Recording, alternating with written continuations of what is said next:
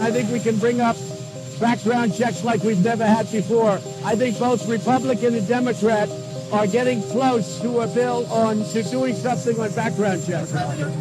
That was President Trump, nodding at, and maybe possibly working with, Congress to pass something, before arriving in Ohio to do what presidents do after mass shootings: visit the towns where victims are still mourning in an attempt to show solidarity. Not one more! Not one more! Not one more! But many don't want or welcome a presidential visit this time. They're waving signs demanding that Trump do something, a phrase that's become a de facto slogan since the massacres this weekend. Some El Pasoans want him to quit doing things to their city. So I have the Texas Rising stuff back here, and I have 3 bags of it, so I need some help. The thing that I hate about it is that Trump is visiting in the middle of the day on a Wednesday, where people who work can't come, you know? Sabrina Bustillos is an organizer with Texas Rising, a progressive community group. I'm gonna make a quick Instagram post to remind people to come to the rally today. Okay. You like it? Yeah. We can put it on the Facebook right now if you want to. Today. Okay. She's hoping to turn President Trump's visit to her hometown into a moment where she can convince people to vote him out. So what's your plan for today? So we have people who are going to be on the ground who are going to be passing out voter pledges, try and get the community to mobilize and do something about everything that's going on. We're going to have a team recording for our social media stuff.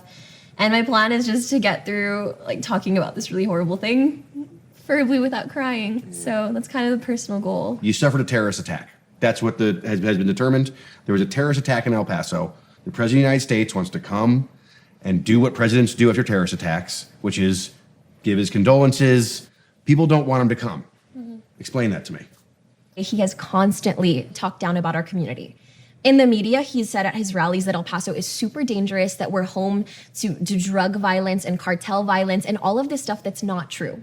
It's those beliefs that fuel people like the person who committed a terrorist attack in our community.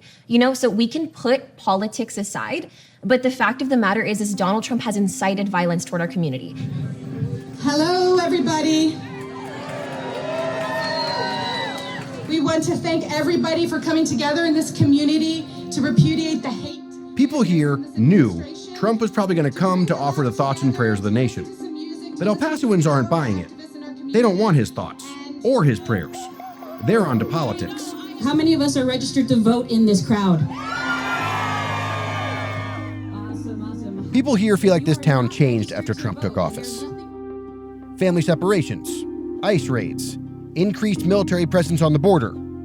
These headlines are real life down here. And those murders, stop white supremacy! No more complacency! Stop white supremacy! No more complacency! This rally was as much about the last 3 years as it was about the past 3 days. But all I'm asking you to do is take what you're feeling and actually make a change, because accountability, although you might not feel like your votes matter, that's the only mechanism we have for checking individuals like Ted Cruz and John Cornyn who continue to advocate for artillery weaponry in these communities.